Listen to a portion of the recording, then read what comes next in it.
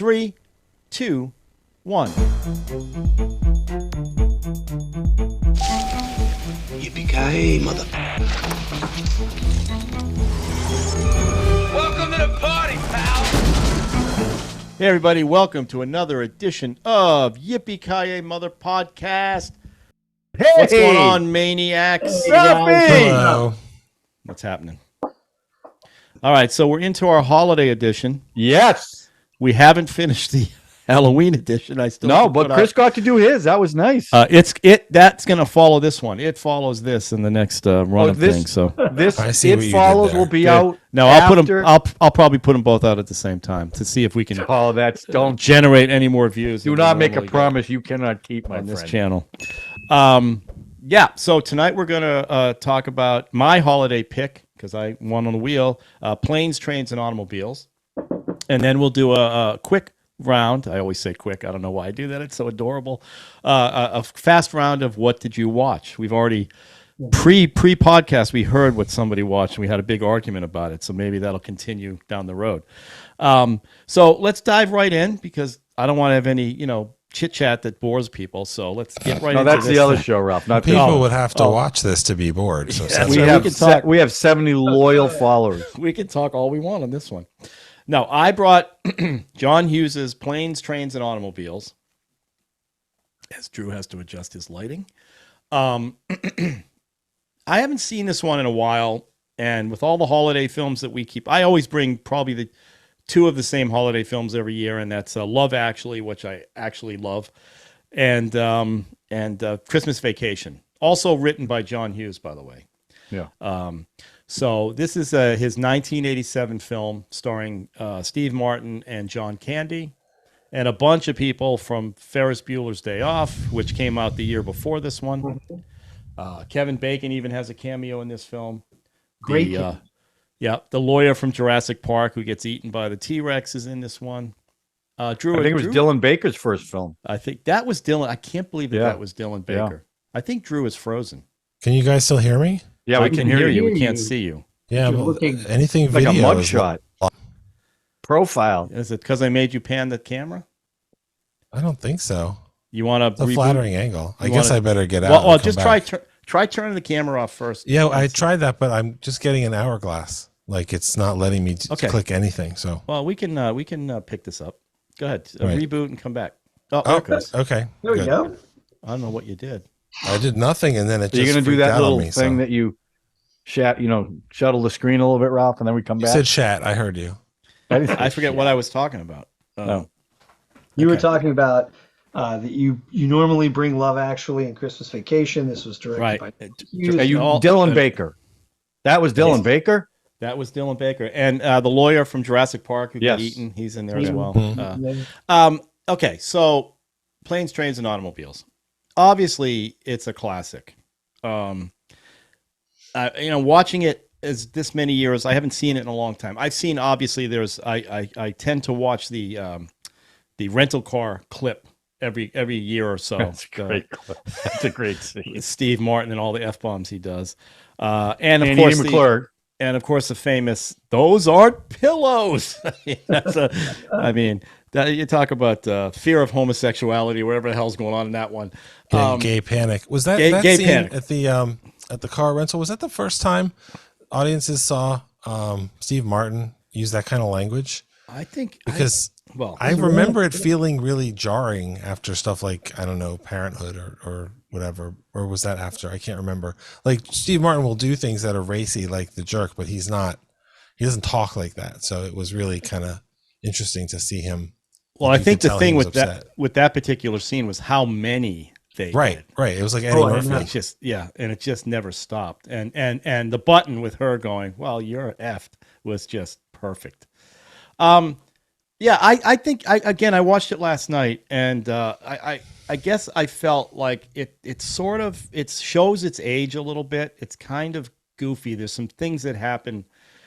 Obviously, it's goofy. Why am I even saying that? John Candy. I mean, the heart of the film is supposed to be John Candy, obviously, and his emotional growth, or obviously Steve Martin ends up bringing him home at the end, which shows his growth, and he how he sort of changed. But really, the heart of the film is John Candy's performance, and I guess he blew everybody away when he was. There's lots of talks and shows about this particular movie, missing scenes that were supposed to be shot and weren't shot. There's a whole There's YouTube a 3-hour video about- version of this. Yeah, there's a YouTube video where wow. they break down the script and scenes that had never been shot. And actually, there are some cuts that happen in this film that were based on scenes that should have been shot and never were, stuff like that. Which is Well, like the interesting. guy who robbed him Yeah, was a pizza delivery guy that they stiffed on the tip. yeah. See, But that's a scene they actually filmed. right, But looking at that, it's just like some random guy broke into the room. right. But again, I was laughing out loud. There were scenes, the pillow scene, obviously, even though it's coming. It's just the setup of that scene is beautiful. And the rent-a-car scene and just some of the small little things, the John Hughes stuff, like that Owen. You're talking about Owen. Dylan Baker is Owen. And the cutaways they do of his face when he's just, doing whatever he's doing. I mean, it's All improvised. is it? That was all improvised. His stuff. Well, see, that's what I'm saying. Yeah. So that's why it's a classic. Is it corny? Yeah. He kept, the wife, I don't know what her deal was. It's kind of silly. And he comes home and brings him home. Yeah, my only problem with the wife was it was like the husband was gone for 2 years. That's how she was playing it, not 2 days. It really did feel like she was, and they didn't put any reasoning behind it. Like, it felt like there was an unreal amount of like pressure for him to get home for Thanksgiving. Now, don't get me wrong. I love Thanksgiving. I think it's a wonderful holiday. I love it more than I like Christmas, because what I love about Thanksgiving is you got all the family and the good cheer and being thankful, and you don't have to worry about getting people gifts. It's and it's like, we go from, and in this country we go from Halloween right into Christmas, because Thanksgiving, with the exception of buying turkey, it doesn't have like a commercial element to it, so it gets kind of gets passed over. But anyway, I love another holiday. But like I guess my point is like you said, John, like, she is playing this like it's the end all be all, like, hey, my father is dying. This is going to be his last Thanksgiving. And yet, it's like he gets stuck in Wichita, and I get it, you want to be home for the holidays, but I've missed holidays where I was alone, and it stinks, but it's not the end of the world. Right. But I'll say one thing about this movie. I hadn't seen it it sounds like a lot of people on this. I probably hadn't seen it in 20 years. But so I sat down and I watched it, and I had forgotten, because this happens with movies. You remember all the funny bits and all the good stuff. And I had forgotten just how really unlikable both of these guys were. Like, especially at the beginning. John Candy is obnoxious and annoying in all of the ways. And like he says about Steve Martin, he's like, you're a tight ass. And he is. He lets every little thing that doesn't go 100% his way just ruin his day. Do you know what I mean? Like, and all of this stuff. And it's just like he feels like the world is out to get him because things aren't going well. And don't get me wrong, they have this terrible odyssey, to get home from New York to Chicago. But it's like that whole thing about, I get it, you paid for first class, you want first class. The flight from New York to Chicago is like an hour and 30 minutes. You can deal with it. You know what I mean? If you're so desperate to get home that much earlier, you'd think that wouldn't be the thing. I mean, I could see how it would set you off, but anyway, I felt like they were really both unlikable, and it's not until like 3/4 of the way through the movie where they're at that hotel and he lets him inside because like the car's destroyed, It's like, but the radio still works, and they get, they're drinking the minis, they're drinking the mini liquor bottles With the Doritos.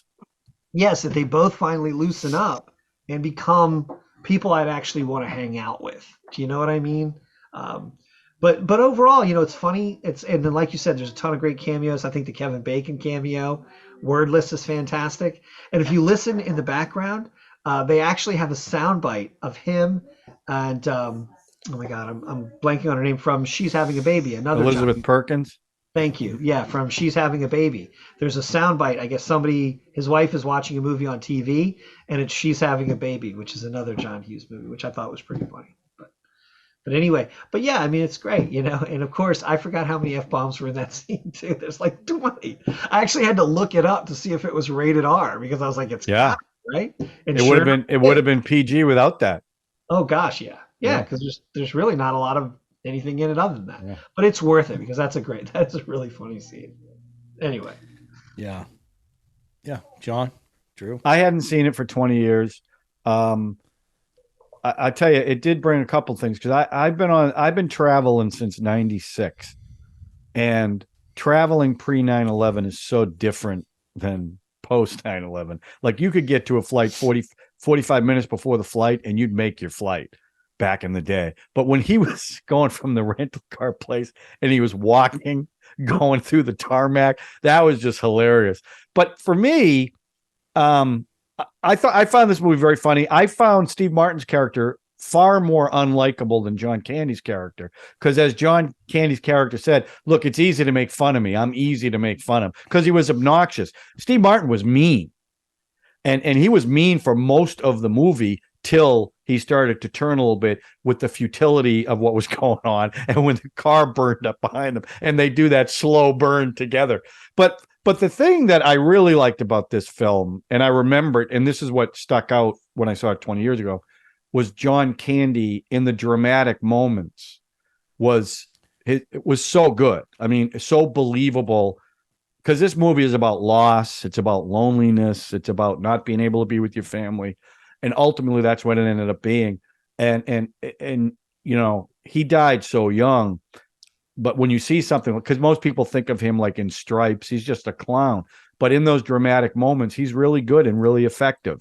And that's ultimately what this movie ends up being about. But the issue I had with it was when they finally get into the house and the wife's at the top of the stairs looking at the husband like she hadn't seen him in years. Do you know what I mean? It just was kind of weird, you know? But John Hughes, I love John Hughes. I think that house is like a block away from the house they used in Home Alone. Same close neighborhood. He wrote this script in 3 days. Most of the actors did improvisation. Edie McClure, that was all improvised. Her conversation on the phone with her sister, improvised. So I appreciate that. But you know, it's one of these films that's uncomfortable. There are certain things in it that are uncomfortable, and people who have traveled know when you get beside someone who's obnoxious and you don't even want to listen to her anymore, all that comes into play. But the thing that stands out for me, as funny as I think the movie is, it's the dramatic moments to me that make this a special holiday movie because Well, the he's message like I said, he's the heart of the whole thing. Yeah, he is. When you find out that his wife had died, and you know, yeah, Yeah, and he so. doesn't go through a change in this movie. He's the same guy. Steve Martin's the one who goes through the change. You know, his arc, he definitely changed because he realizes I don't know how he figured that out because, you know, they flash back to some things that Candy said, but it still doesn't make sense that he was able to figure out that his wife died from that. But whatever, the reason he goes back and you know, brings him home and whatever, I really, it's a very touching ending. And that freeze frame at the end when you look at John Candy, I remember that when I originally saw it too. So yeah, I really love this holiday movie. So good call, Ralph. Yeah, it's funny. I don't think of him remembering those things and reading it as, oh, I realize the truth. She's dead. Just the feeling I got is that, oh, he has nowhere to go. And it's because, you know, his wife's dead.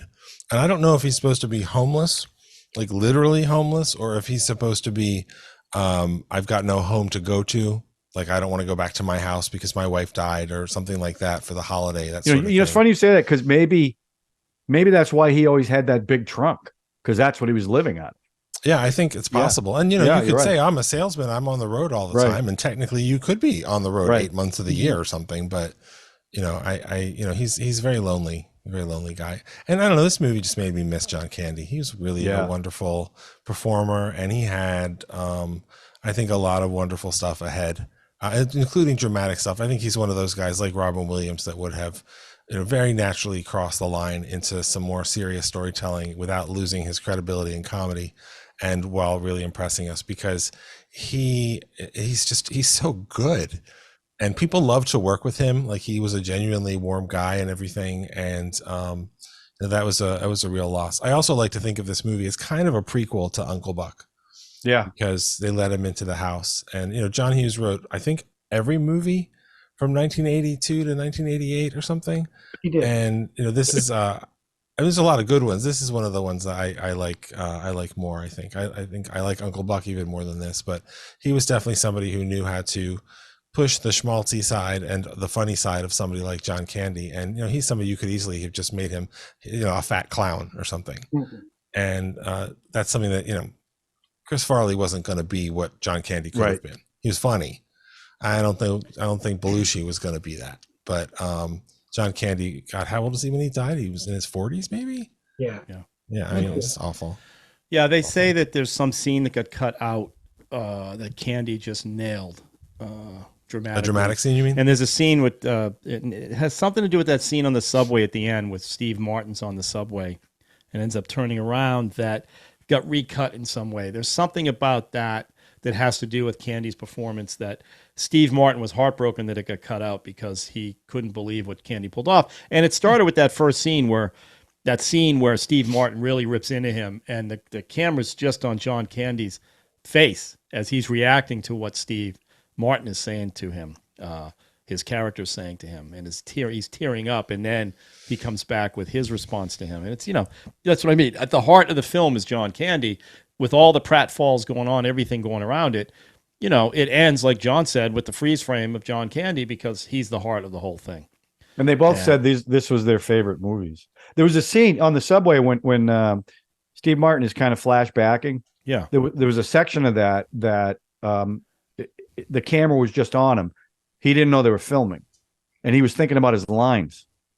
And Hughes looked at it, and it looked like it fit perfect with what he was. That's what I was talking about. Yeah, so they kept it in. Yeah, and the thing when Dylan Baker spits on his hand and then shakes his hand, Steve Martin didn't know they were going to do that. And as soon as the scene was over, he goes rushing in the bathroom to wash his hands because he was so disgusted by it. So stuff like that, I just love, And it's sad because you look at a film like this. Yeah, John Candy. It's sad that he's gone, but to me, it's even sadder that John Hughes is gone because his movies, especially at the time, I was a teenager. Well, I wasn't a teenager. I was senior in high school in 82. So I was 17, 18, 19 when his movies were coming out. So I related to I wanted to be Ferris Bueller, and I miss that because he's definitely got a style. You can always tell John Hughes, and he seems to also get great performances from the actors in his films. Well, and the message is as goofy as Christmas Vacation is, especially with the Julie Louis-Dreyfus characters and all that. As goofy as that is, there's heart there that always comes through in these films. He's always nails what affects people and what it means to be home alone, what that movie meant, what it meant to be in this particular film, Planes, Trains, and Automobiles, wanting to get home. All of this stuff all has heart, and Christmas Vacation. The father wants to give his kids the best Christmas ever. That's the movie. That's why I love that film so much. Yeah, I mean, it brings out all the memories that and really in Christmas Vacation, it's a Super 8 scene that gets me because when you have memories, you think in Super 8. Right. It's really it evokes that. And this one, as much as I'm watching it now at 62 years old, going, why is this? I still laughed out loud, knowing when that the pillow line was coming up. I was just waiting for that. Hey, how the Bears do last weekend? You see how the Bears did? Yeah, Bears did okay. And like I said, rewatching that. Well, first he kissed him. Yeah. Why'd you kiss me? Right. Why are you holding my hand? I know, it just cracks me up. All right, so I don't know how we're going to rate our holiday films. I don't know. This one is one I'd put under the tree. I would put this one under the tree. So no, Cole. This one, we'll get Cole if it's bad, under the tree if it's good. Yeah. All right, I'm going to say this goes under the tree as well. So you're muted, Chris. Can't hear you. Yeah, it's a Thanksgiving movie, which means that it's one of quite that's a literally good point. two real Thanksgiving movies that I can think of. The other one being Jodie Foster's Home for the Holidays, which takes place in Baltimore and is fantastic. That is a good movie. Yeah, Well, Eli Roth's new movie, Thanksgiving, is coming out soon, so that'll be the third. That looks like a holiday classic. I think I did a Super 8 film in college called Thanksgiving, the night he comes home. I was just total rip-off. There you go. Oh, But Yeah, so it is. It's not a Christmas. It's a Thanksgiving film. You're It's right. a holiday I would- film. holiday. Yeah, holiday. it's definitely It's a holiday film like Halloween. Yeah. Exactly. So, Yeah, no, I mean, I guess if we're gonna use the under the tree set, it definitely is. It gets kept under the tree. There's no coal there. Even though, Nice. like I said, I really did find it. They were pretty unlikable toward the beginning. Like it was. oh, they were both a-holes. Hey, explain to me too. There's a scene in that first motel where they're both using credit cards. Right. Did they get mixed up? They focused on the credit card situation. Yeah, because they look the same. because Right, that's so- how he's able to rent the car later. Oh, He's like, he- "Wait, He so said how- that. He goes, our cards got switched. Yours was in my wallet, so I used it. Yeah, he's like, how are you even Yeah. able to rent a car without a credit card? Right. And I And love now the he's- carbons. Love Yeah. the carbons, like Oh, the yeah. old days. Busters? Yeah. Remember And that beautiful watch, and then he pulls out the Casio. It's a Casio. I like the way he spread it on his arm. Yeah. Yeah, it's classic. Yeah. No, and it is. Yeah. It is a classic. What are you going to do? So, Yeah. No, that was I- my pick. I very enjoyable. What does Drew think? Does it go under the tree, Drew? I mean, Sure. Yeah, You're no, it's Jewish, a nice holiday movie. I mean, John Hughes is a guy that we lost too soon as well. He may have one day made movies that we wouldn't have expected, like with a black character, or it would have been interesting to see if he had done a Marvel movie and could. Come write on, he that had an ship for Asian John. guy in 16. Yeah, thank God that wasn't 16 candles. cartoonish. But yeah, no, I mean 16 it's a good holiday movie. I think it's fun. I think it's fun. Yeah. All right. All right. So one we're thing gonna. I want What? I Go want to ahead. jump in here real quick because Go ahead. we're moving quickly. But so because you brought up Uncle Buck, right? hmm So I have had something of a argument slash discussion with people over the years about Uncle Buck. So it was always my understanding from when I saw Uncle Buck in the theater that the girl in Uncle Buck ends up sleeping with the sleaze guy, right? John Candy goes and he basically tells her what this guy is about and who he is and how he's a scumbag and to stay away from him.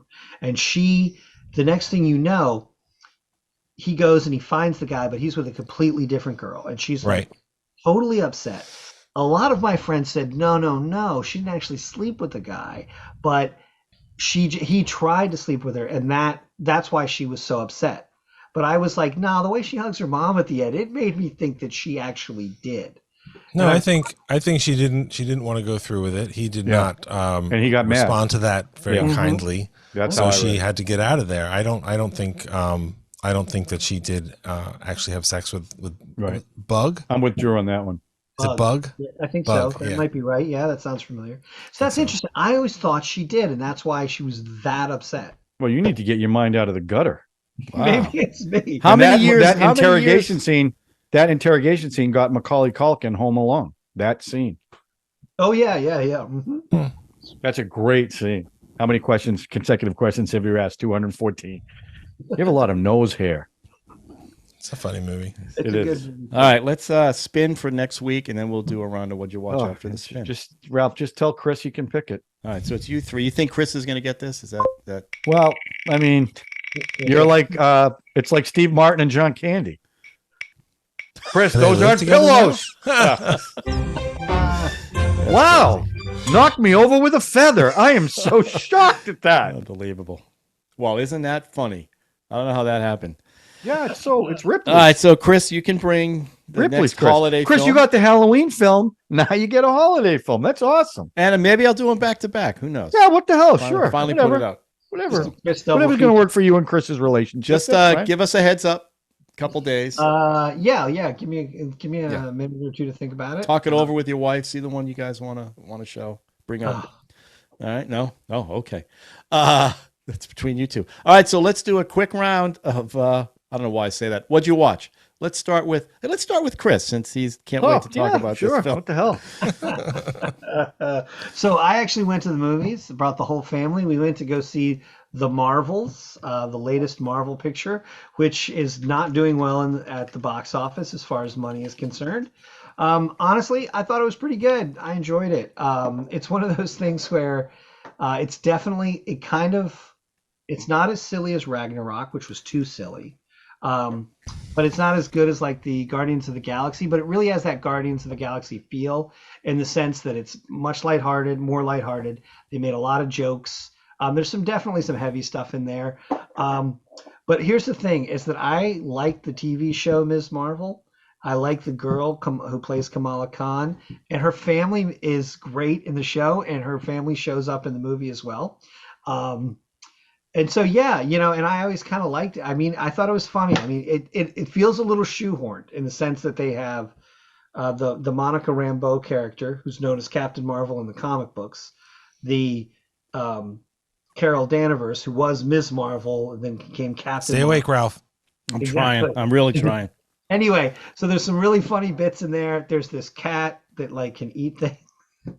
And there is this one scene, it's totally silly, but it's worth it because there's all these like there's all these cats, and in the background they start playing, I think it's Memories from Cats or some song from Cats, and it took like 20 seconds for it to click in my brain. And I couldn't help but laugh. Yeah, it's like I said before. I think a lot of the new Marvel movies suffer from the fact that Infinity War and Endgame built to a great peak, and I just don't think that the stakes have ever been that high. We care that much about the characters as much. That's why I think all of the Marvel movies since then have kind of dropped off. To be quite honest with you. However, I enjoyed it. I know a lot of people don't like it, but I remember what it is. It's a movie of a comic book adaptation. So I don't think it's that bad. I mean, I know people will get crazy about it, but I enjoyed it. I did not feel like I got ripped off dropping $45 to take my family to the movies. Yeah, I have no desire to see it. So Well, thanks for that. Sure. Appreciate it. John, what'd you watch? I watched 2 movies this week. 2 things I want to talk about. One was for Halloween. I saw the 1920 version of Dr. Jekyll and Mr. Hyde with John Barrymore. Excellent film. He does his transformation on camera. Now, once they cut away from him, they enhance the makeup, but his original transformation is all done by him. It's a pretty amazing thing. If you've never seen it, check it out. The other thing I watched, and I was thinking about this because I saw Breaking Bad, El Camino, and Better Call Saul. And a lot of people think that's the best, especially Breaking Bad, best television series ever. And I started to think about the best TV shows I've ever seen. And there's 2 of them. One is Seinfeld, which I watch it I've seen every episode 100 times, and I laugh the same way I laughed like when I first saw it. And the sad thing is half the episodes you could not put on TV today in the world that we exist in today, which I find very sad. The other thing I thought about, and I watched it again because of Veterans Day, and I think for me, the second best TV show or miniseries is Band of Brothers. And I rewatched it, and it is an absolutely phenomenal show. And the way that the way that you get invested in all the characters of Easy Company as they go through the progression of World War II, and some you get to know die, but the other thing they did that I get chills even thinking about it, throughout the series they have the actual members of Easy Company talking about what they experienced, but they never identify who they are. So all these guys that you're getting to know on the show, all their names: Winters, Picante, Garnet, all those guys. And you see the real people and you're trying to figure out who's who. And then on the last episode of the show, they tell you who everybody is. And it's just, it still today has the same impact on me as it has when I first watched it. It's brutal. It's like the closest, it's like Saving Private Ryan, but in a series, and you get a flavor of what those guys must have gone through. And when the older guys start talking about what they went through, most of them can't even finish their sentences because it's so horrific thinking about it. And I really think they got that in the show. And Daniel Lewis, who I never heard of before this, was just incredible. Damon Lewis was incredible as Winters in the show. So if you've never seen it, check it out, because I think it is my favorite TV They're about series. to produce an Air Force version of that. I saw that. I saw that, but I don't know. There's something about this one and Spielberg and Hanks at their absolute best. Just brilliant, and I couldn't recommend it higher. And I watched it again and loved it. I actually, because it showed up on Netflix, so I actually rewatched it relatively recently too, John, and you're 100% right. But I also want to throw this out there. I think a lot of it has to do with Stephen Ambrose, Yeah. Oh, absolutely. who wrote the book. Yeah. It's why when you compare, not to take away from the Pacific, but when you compare Band of Brothers to the Pacific, they're just not, they're not on the same level. The Right. Pacific's great. It's got amazing production value and whatnot. But, I think the fact that you have Ambrose, who is a top flight historian, Well, researching. and he had access to all the guys of Easy Company. Exactly. And anyway, it's funny because he did write a book about the Air Force. So I'm wondering if they're going to use his book as the basis for this one about the Air Force. Did you read Band of Brothers, the book? I did. Yeah, it's great, isn't it? Yeah, it's like you said, it's really, it's something special. I was actually kind of, it was kind of nice in the sense that it showed up on Netflix because you figured it would only be on Max, but Yeah. because it caused me to sit down and watch it again. Yeah. It's I couldn't agree with you more. It's terrific. Sorry. Okay. Nice. Drew? I'm very much looking forward to Masters of the Air. I liked that Band of Brothers was excellent and that the Pacific is excellent and that they are very different. And I think the experience of being in those theaters was probably very different, and that was sort of an appropriate thing for them to do. And the what's it called, the Battle of Breakcourt Manor that Damian Lewis Winters, I think, leads that not only is that that's still taught in infantry school as to how to do that kind of operation. Apparently people in the military are happy to watch that in the show because it's so well done. That's when they took out the guns. Is that what you're talking about? Yeah, exactly. Yeah. And that is, I mean, that's pretty authentic. The same way that, in Saving Private Ryan, they had screenings for veterans, and some of those guys were literally like, I wanted to crawl under my chair. Yeah. That's how real it was. And, I think Band of Brothers is cut from that cloth, and that's, tribute to Spielberg and Tom Hanks. And that's why I am so excited about Masters of the Air, because I love all that aviation history and the B-17 daylight bombings and all that stuff. So that should be really good. I think it'll be really fun. Unhorrible, but you had to do 25 missions and a lot of people didn't make it that far. So, well, I had COVID. So I watched a lot of stuff, a lot of stuff. I'm not going to talk about all of it. I did watch like whole seasons of shows that you should check out. Like I have not been into Yellowstone, but I like 1923. I like The Lincoln Lawyer. And I ended up watching a lot of horror movies that weren't good, but including Five Nights at Freddy's. That was a real disappointment. But I also, there were a couple things that I wanted to sort of go and catch up on, and one of them was Oslo, which is the HBO or Max original movie based on the play. It's about how in 1992 these Norwegian diplomats facilitated secret peace talks between the Israelis and the Palestinians, and that actually turned into the Declaration of Principles and the beginning of the peace process that then basically went back and forth until it ended in 2000.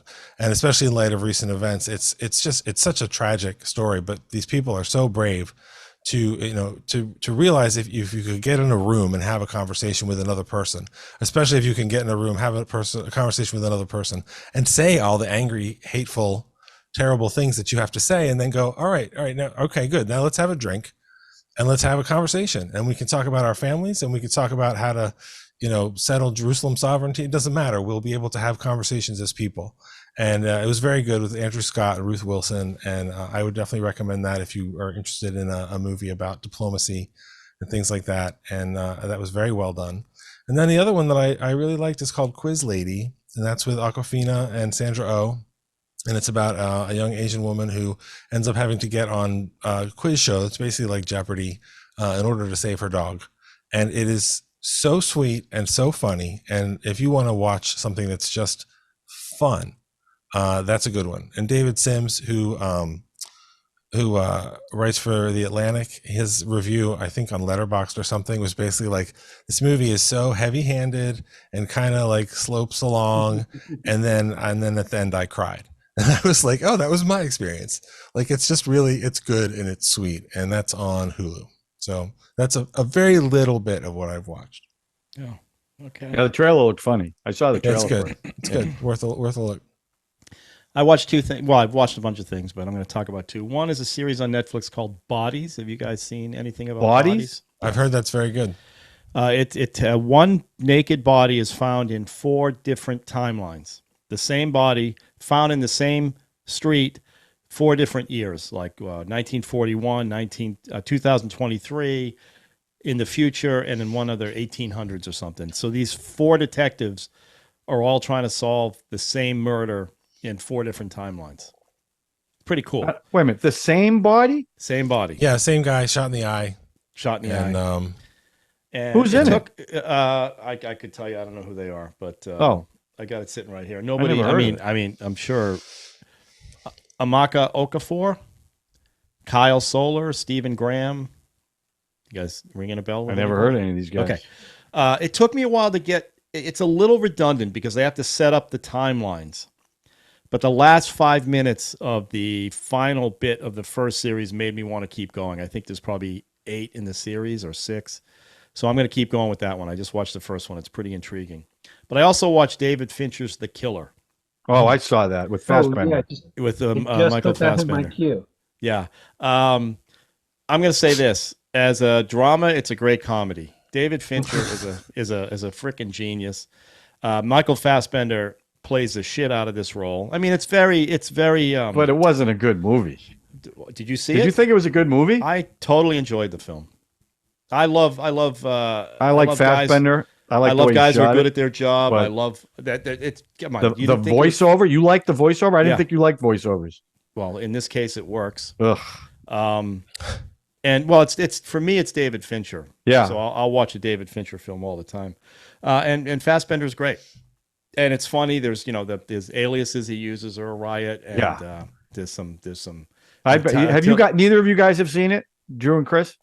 No. I would love to know what you guys think about it. Tilda Swinton It's on my has list. got a good scene. That was in the there. best scene in the movie. Was with Tilda Swinton. I wouldn't say that's the best. I thought the scene with when he goes back to the lawyer's place with the recycling bin was pretty good. Well, anytime a David Fincher thing comes out, even like, he's got a TV show or whatever, it reminds me there's some movie that I want to watch that I have not seen since, I don't know, 15 years or more. I want to watch Zodiac again. Yeah. Because I really think of that as sort of the ultimate Fincher. Just everything really comes that together. is And it it. doesn't mean That's I don't like his other stuff, like Mindhunter and. Well, some he's of got a his other movies are 5-picture great. deal with Netflix. That's the second one he did with them. Yeah, Mank was the first. Yeah, Mank.